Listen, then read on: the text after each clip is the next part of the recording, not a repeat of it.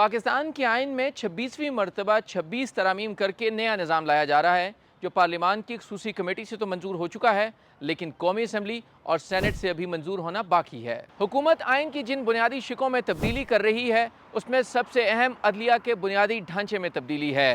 Chief justice کے تقرر کا نیا نظام ہوگا، آئینی بینچ بنے گا، تمام اہم اختیارات اور مقدمات سپریم کورٹ کے بجائے آئینی بینچ کے حوالے ہوں گے۔ جوڈیشل کمیشن میں پارلیمنٹیرینز کو شامل کیا جائے گا۔ اسلام آباد ہائی کورٹ میں ججوں کی تقرری کے لیے وفاقی وزیر بھی شامل ہوں گے۔ جوڈیشل کمیشن کو ہائی کورٹ کے ججز کی کارکردگی کا جائزہ لینے کا بھی اختیار ہوگا۔ نئے چیف الیکشن کمشنر کی تعیناتی تک موجودہ چیف کو توسیع ہوگی، جبکہ کینٹونمنٹ بورڈز کو ٹیکس لاگو کرنے کا آئینی اختیار ہوگا۔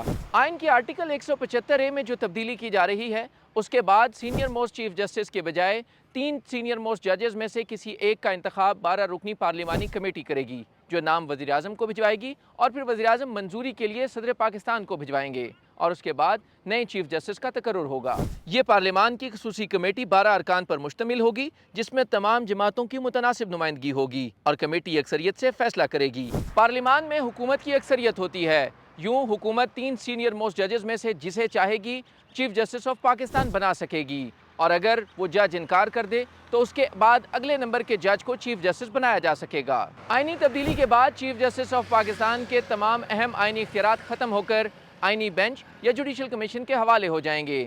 چیف جسٹس از خود نوٹس نہیں لے سکیں گے۔ اس کے ساتھ ساتھ براہ راست سپریم کورٹ میں دائر درخواست پر بھی کوئی غیر معمولی حکم جاری نہیں کیا جا سکے گا۔ ان ترامیم میں آئین کا نیا آرٹیکل 191A شامل کیا جا رہا ہے جس کے تحت سپریم کورٹ میں آئینی بینچ بنے گا جو جوڈیشل کمیشن بنائے گا۔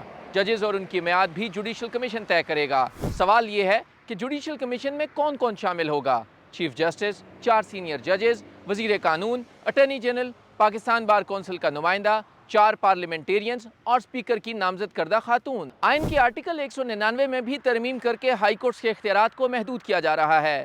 وضاحت کی گئی ہے کہ ہائی کورٹس اب کوئی غیر معمولی حکم یا از خود کوئی حکم نامہ جاری نہیں کر سکتی بلکہ صرف اور صرف درخواست کے مطابق حکم جاری کر سکتی ہیں۔ ان ترامیم سے ایک بات واضح ہو چکی ہے کہ chief justice of Pakistan justice قاضی فائز عیسیٰ کو کوئی توسیع نہیں دی جا رہی اور وہ 25 اکتوبر 2024 کو ریٹائرڈ ہو جائیں گے، جبکہ سینئر موسٹ ججز جسٹس منصور علی شاہ، جسٹس منیب اختر اور جسٹس یحییٰ آفریدی میں سے حکومت جسے چاہے گی چیف جسٹس آف پاکستان بنا دے گی۔